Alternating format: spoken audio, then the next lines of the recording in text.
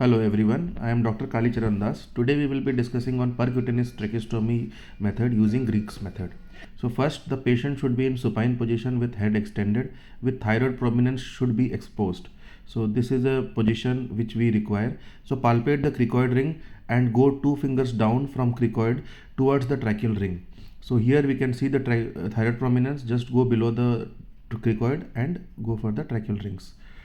Now the instruments which we use are blade, introducing needle, Griggs forceps, guide wire and local anesthetic. The blue one is your blade, the forceps is your Griggs forceps, and the orange one is your introducing needle, and there is a guide wire and there is a local anesthetic in a 10 ml 5 ml syringe. Here you can also see the tracheostomy tube with stylet with white introducing dilator as well as a tie which is wrapped in a polythene sheet. So now after arranging all these instruments, we will be going towards the patient.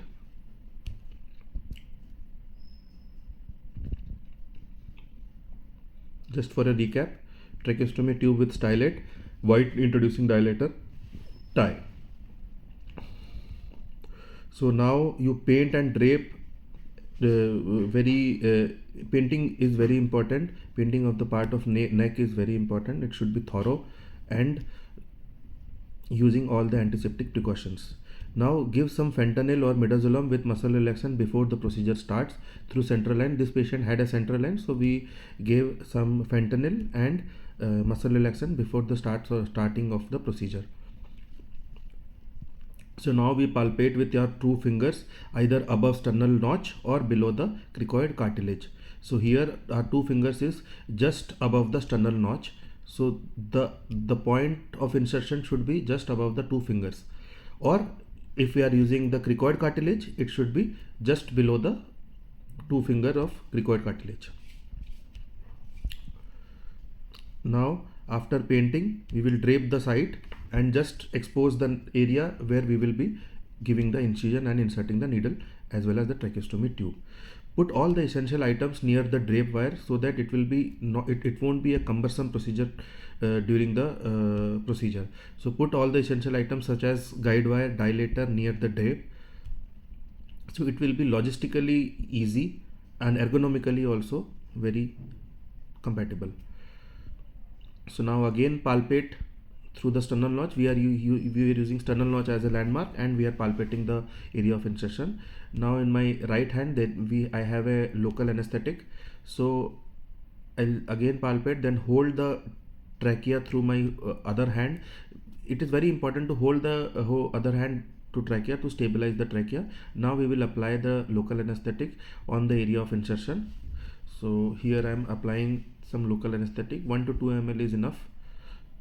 So I am just applying 2 ml of 2% of lignocaine with adrenaline, because there is a risk of bleeding, so it decreases the bleeding. So I have given lignocaine with adrenaline.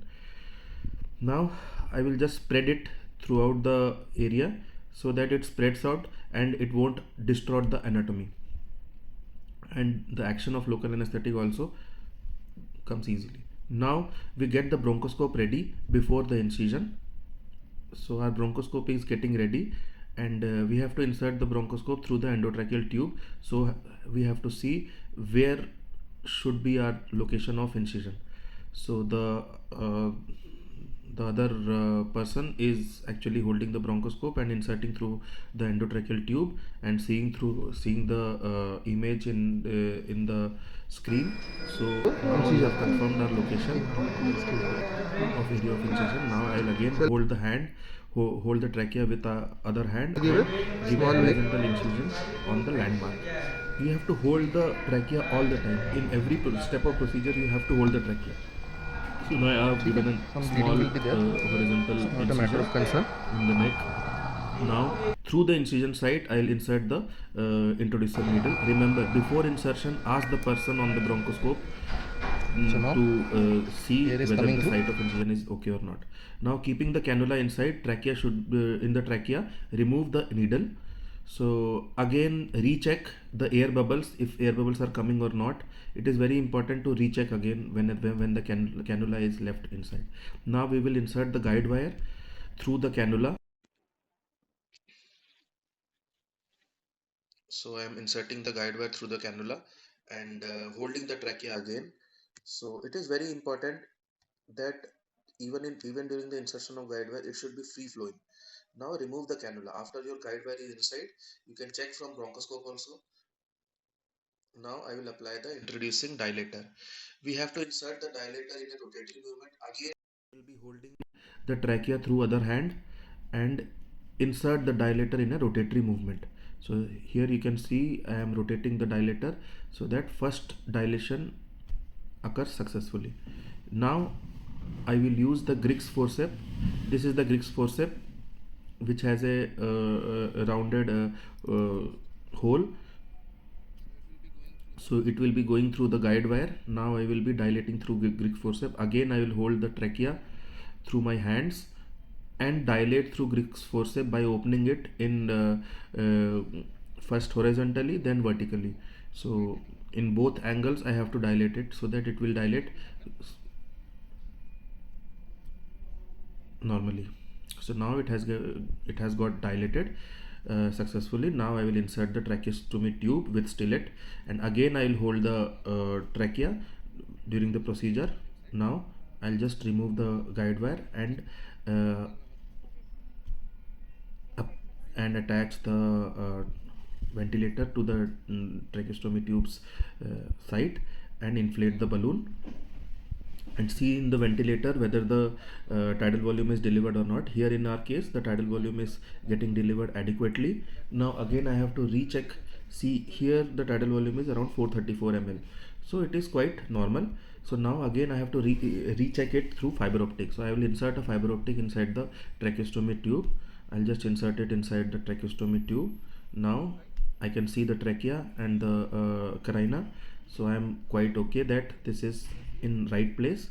Now I will just clean the area. And so now we will be discussing about percutaneous tracheostomy using a blue Rhino dilator. Instead of Griggs forceps, we will be using blue Rhino dilator. Here you can see a Cook's blue Rhino dilator.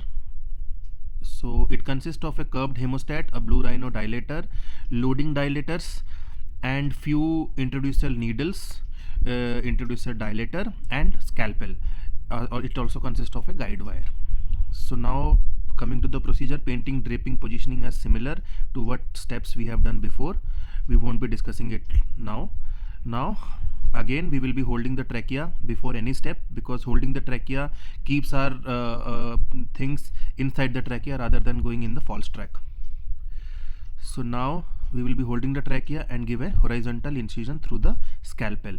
So here we have given a horizontal incision holding the trachea similarly before what we have done, and the landmark is similar. Now we will be pressing the incision site because some bleeding was there, so we can press it for few seconds. In the meantime we can arrange our guide wire there, and once the bleeding gets stopped or the flow gets decreased, we'll just insert the introducer needle with the syringe intact. So we will be introducing it through 90° throughout the incision site. We will slide the introducer needle with syringe gently by gentle suction. So we will be going through 90°. Now once it gets inside and bubbles comes, that means it is a confirmation that the needle is inside the trachea. Now we will just remove the syringe. We are removing the syringe here, and also we are removing the inside needle. So the cannula is again inside the trachea only. Again we have to confirm whether the cannula is inside the trachea or not by using the similar air bubble method.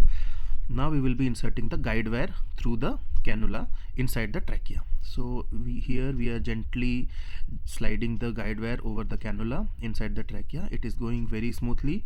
There is no resistance yet. We will be stopping once the resistance comes. Here you can see our hands are on the cannula. Now resistance has come, so we will be stopping here, and then we will be removing the cannula. Now the guide wire is inside the trachea.